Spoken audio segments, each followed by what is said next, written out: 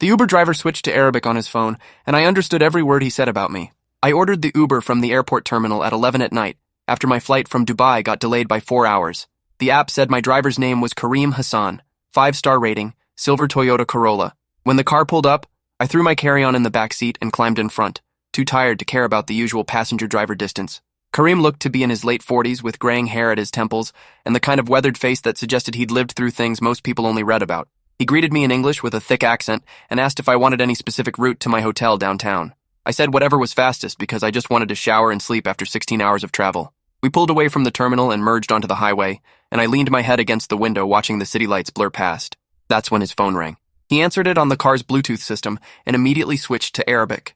I kept my eyes on the window and my expression neutral because nobody in America knew I spoke Arabic fluently. Not my colleagues at the consulting firm, not my friends, not even my family. I'd spent 3 years working for a defense contractor in Jordan doing translation work for military intelligence before I got tired of the moral complexity and switched to corporate consulting.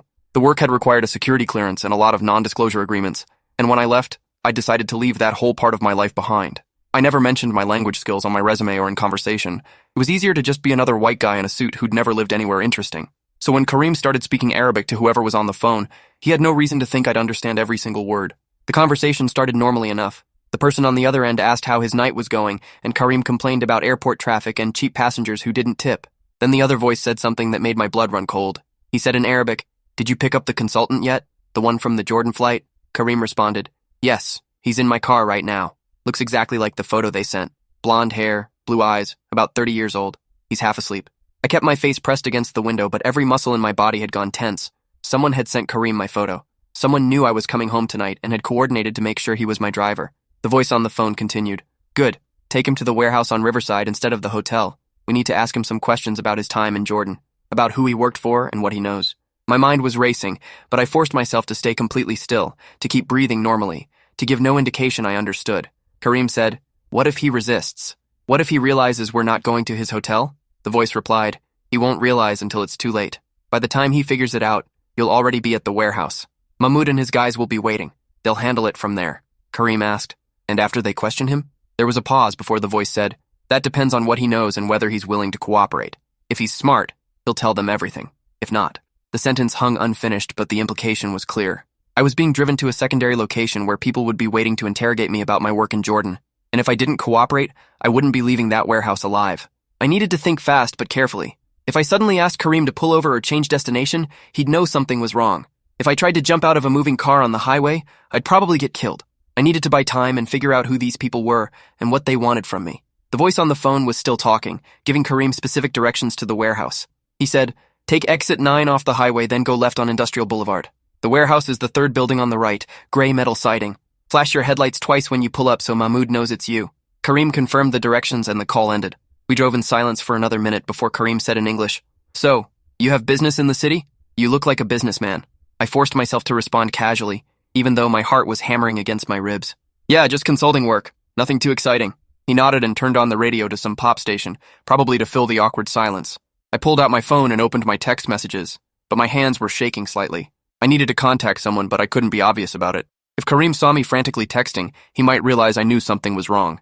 I opened a message thread with my colleague Michael and typed very slowly, trying to look like someone casually checking their phone. "Flight landed. Weird situation. Might need help. We'll explain later." I hit send and watched the message turn from sending to delivered.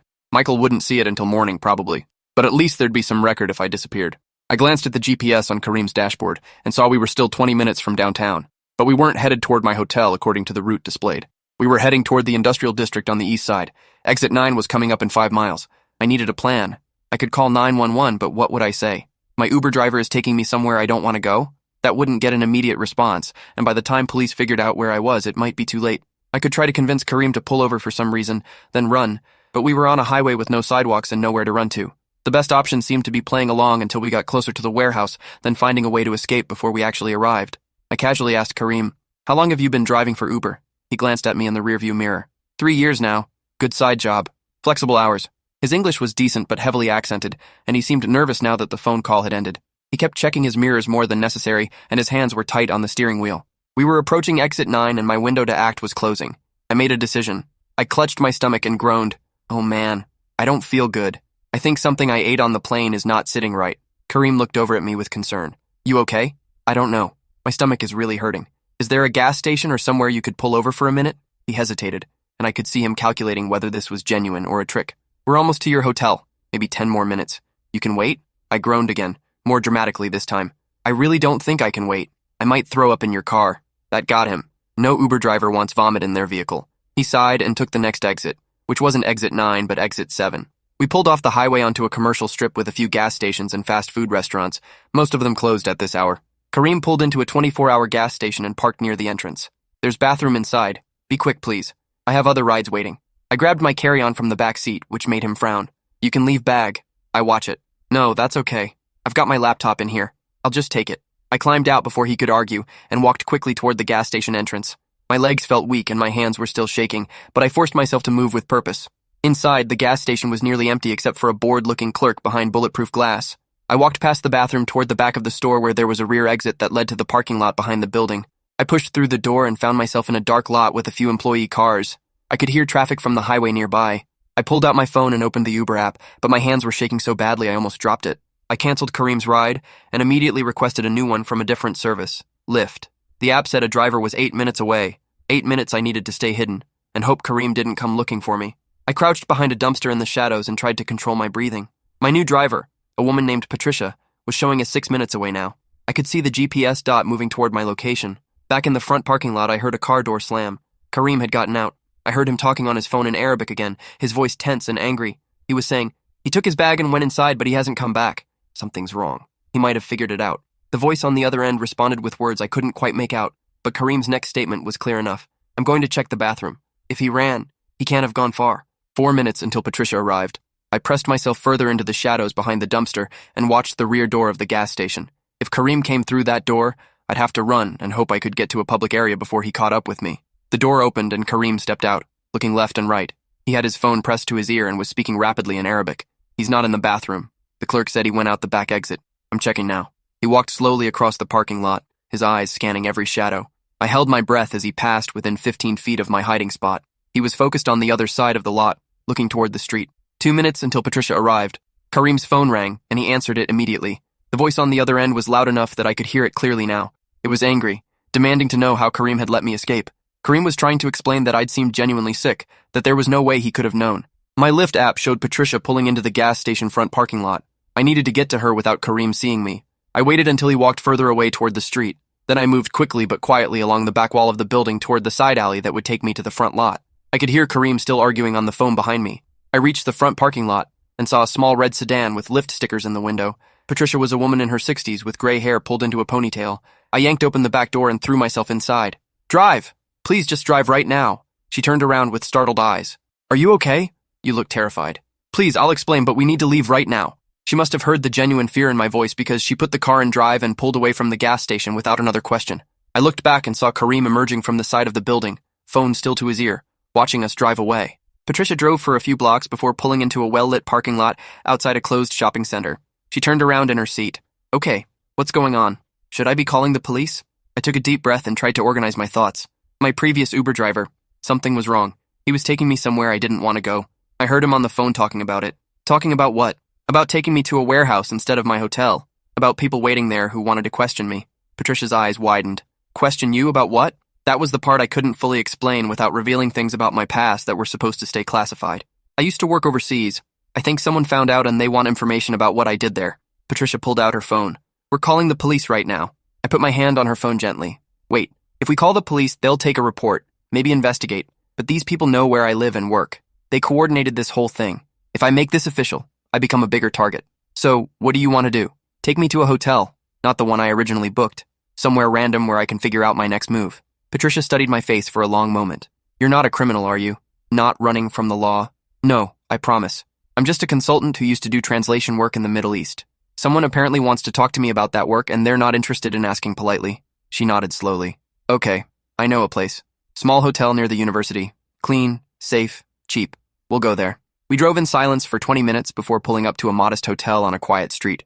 Patricia refused to accept payment for the ride. You just take care of yourself, and seriously consider calling the police once you're settled. I thanked her and watched her drive away before heading into the hotel lobby. The night clerk was a college-age kid who barely looked up from his phone as I paid cash for a room. I went upstairs and locked the door behind me. then pushed the desk chair against it for extra security. Only then did I allow myself to fully process what had just happened. Someone had tracked my flight from Dubai. Someone had coordinated with an Uber driver to intercept me. Someone wanted to question me about my work in Jordan badly enough to orchestrate a kidnapping. The question was who and why. My work in Jordan had been 3 years ago. I'd been a contract translator working with military intelligence, helping analyze intercepted communications and interview detainees. The work was classified but not particularly exciting. I wasn't some James Bond figure with world-changing secrets. I was just a language specialist who happened to speak fluent Arabic and had a security clearance. But maybe I'd translated something that mattered more than I realized. Maybe some communication I'd worked on had led to an operation that someone wanted revenge for. I opened my laptop and started going through my memories of that time, trying to think of anything that might have made me a target years later. There had been hundreds of translations, thousands of intercepted messages. Most of them were mundane, logistical discussions about supply routes and meeting times, but there had been a few operations that stood out, one in particular. 6 months before I left Jordan, I'd been part of a team analyzing communications from a human trafficking network that was moving people from Syria through Jordan into Europe. We'd identified key players in the network, and our intelligence had led to a major raid that resulted in dozens of arrests and the rescue of over 100 people who'd been held against their will. The network had been run by a man named Youssef al-Rashid, a Jordanian businessman with ties to organized crime across the Middle East. I pulled up news articles from that time and found coverage of the raid. Youssef al-Rashid had been arrested along with 7 of his associates, but the articles from a year ago told a different story. Al-Rashid had been released on a technicality, some procedural error in how evidence was collected. He'd returned to Jordan a free man and had apparently rebuilt his operation. I found a more recent article from 2 months ago. Al-Rashid had been spotted in several American cities, allegedly expanding his trafficking network into North America. Federal authorities were investigating but hadn't been able to build a case yet. My hands went cold as I realized the connection. If Al-Rashid was operating in the States, and if he'd somehow found out I was one of the translators whose work had led to his original arrest, he'd have every reason to want revenge. He'd want to know what else I knew, who else I'd worked with, what other operations I'd been involved in. I needed to contact someone from my old agency, but I'd signed non-disclosure agreements that made that complicated. The work was classified, and I wasn't supposed to discuss it with anyone, even under threat. But if Al-Rashid's people were actively hunting me, I needed protection that only the government could provide. I dug through my old files until I found the emergency contact number I'd been given when I left the agency. It was supposed to be used only for security breaches or threats to former contractors. This qualified. I dialed the number even though it was nearly 2 in the morning. A woman answered on the second ring. Verification code. I recited the string of numbers and letters I'd memorized 3 years ago, hoping they were still valid. There was a pause while she checked her system. Code verified. State your name and the nature of your emergency. My name is Daniel Foster. I worked as a contract translator in Jordan from 2019 to 2022. I believe I'm being targeted by someone connected to an operation I worked on. She asked me to hold, and I spent 3 minutes listening to silence before a different voice came on the line. Male, older, with the kind of calm authority that suggested he'd handled situations like this before. Mr. Foster, this is Agent Mitchell with the Defense Intelligence Agency. I'm looking at your file now. You worked on Operation Sandcastle, correct? Yes, among others. But I think this is specifically about Sandcastle, about Youssef al-Rashid. Tell me what happened tonight. I walked him through everything from the Uber driver's phone conversation to my escape at the gas station. He listened without interrupting, and I could hear him typing notes. When I finished, he said, "You did the right thing by calling." Al-Rashid has been on our radar since he entered the country 6 weeks ago. We've been tracking his movements but haven't had enough evidence to act. If he's actively targeting former contractors, that changes things. What kind of protection can you offer? Short term, we can arrange secure housing and surveillance. Long term, it depends on whether you're willing to cooperate with an active investigation. If Al-Rashid is building a trafficking network here, we need to shut it down. Your knowledge of his previous operation could be valuable. I signed NDAs. I can't just start talking about classified operations. The NDAs have exceptions for authorized debriefings and ongoing security threats. If you're willing to work with us, we can make it legal. We'll need you to come in for a full debrief. Go through everything you remember about Sandcastle. Identify any connections that might help us locate Al-Rashid's current operation. I thought about it for approximately 10 seconds. When and where? I'm sending a car to pick you up. Should be there in 40 minutes. Pack light. You won't be returning to that hotel. Where are you taking me? Secure facility outside the city. You'll be safe there while we sort this out. The car arrived exactly 40 minutes later. 2 agents in suits who checked my ID and escorted me to a black SUV with government plates. We drove for an hour into the countryside before turning down an unmarked road that led to a gated facility that looked like a corporate retreat center, but was obviously something more secure. Inside, I was taken to a comfortable room with a bed, desk, and private bathroom. No windows, but not quite a cell either. Agent Mitchell arrived the next morning with coffee and a thick folder. He was in his 50s with gray hair and the tired eyes of someone who'd seen too much. "Let's start from the beginning," he said, opening a laptop. "Tell me everything you remember about Operation Sandcastle." For the next 6 hours, I walked through every detail I could remember. The intercepted phone calls, the coded messages, the locations of safe houses where trafficked people had been held. Mitchell took notes and occasionally stopped me to ask clarifying questions or show me photos of people I might recognize. Near the end of the debrief, he pulled up a surveillance photo. "Do you recognize this man?" It was Kareem, my Uber driver from the previous night. That's the driver who tried to take me to the warehouse. His real name is Kareem Al-Naduri. He's Al-Rashid's cousin, been in the States for 5 years. We've been watching him but didn't have enough evidence to arrest him. Until now. Until now? Your testimony about what he said on that phone call gives us probable cause to bring him in for questioning, and his phone records will lead us to the warehouse he was taking you to, which will lead us to other members of Al-Rashid's network. So I'm bait. Mitchell smiled grimly. You're a witness. But yes, your involvement has accelerated our timeline considerably. We were planning to move on Al-Rashid within the month. Now we're moving within the week.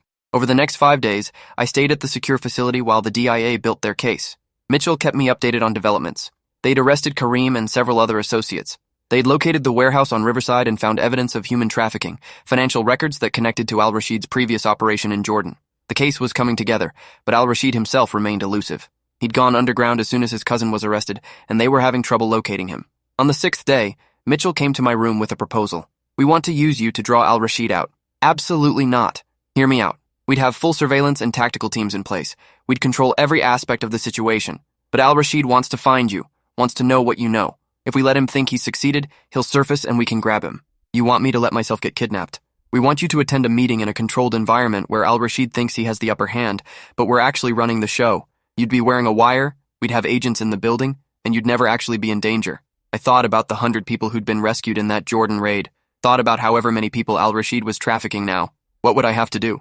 The plan was elaborate but simple in its core concept. I would return to my normal life, go back to work, act like nothing had happened. The DIA would spread word through their informants that I was back and unprotected. Al-Rashid would make another attempt to grab me, but this time, they'd be ready. 3 days later, I walked into my office building downtown like I'd just returned from a normal business trip. My colleagues welcomed me back and asked about Dubai. I gave vague answers about meetings and jet lag. I went through the motions of normal work, all while knowing that DIA agents were watching my every move from surveillance vans and office building across the street. On the 2nd day back, I got a call from an unknown number. I let it go to voicemail. The message was in Arabic. Mr. Foster, we know you understand this language. We know what you did in Jordan. We'd like to discuss this with you in person. Come to the Riverside Cafe tonight at 8. Come alone or people will get hurt. I played the message for Mitchell through a secure line. That's it. That's him making contact. You okay to do this? Do I have a choice? You always have a choice. But if you want to end this threat permanently, this is how we do it.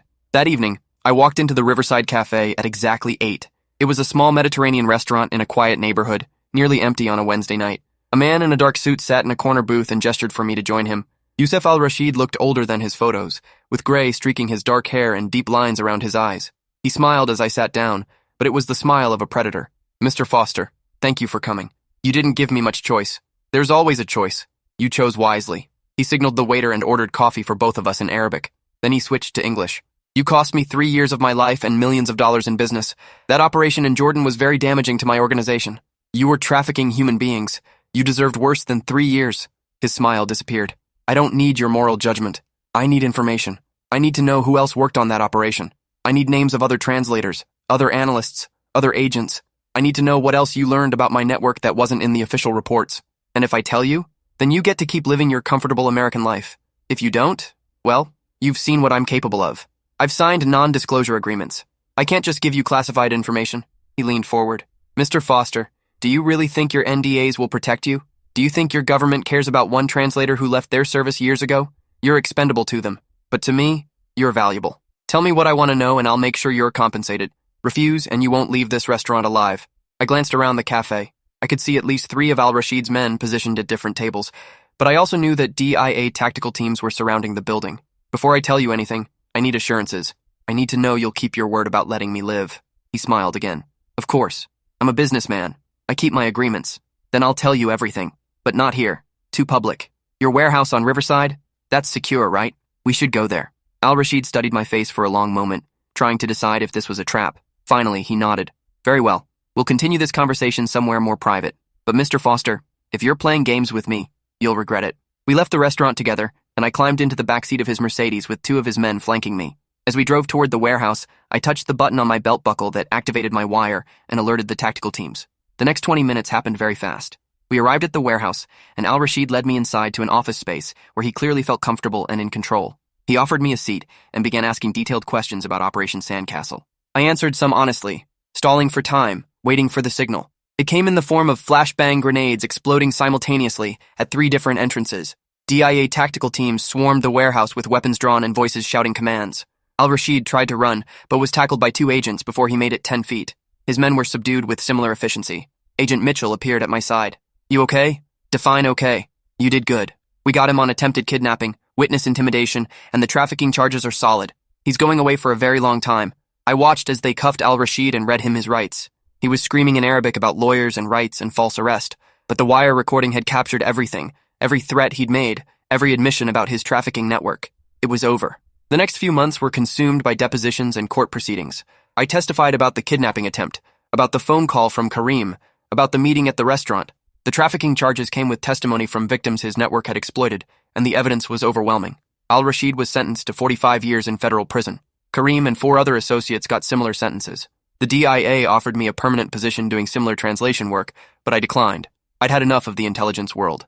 I went back to corporate consulting and tried to return to normal life, but normal felt different now. I found myself constantly checking for surveillance, always aware of my surroundings, jumping at unexpected phone calls.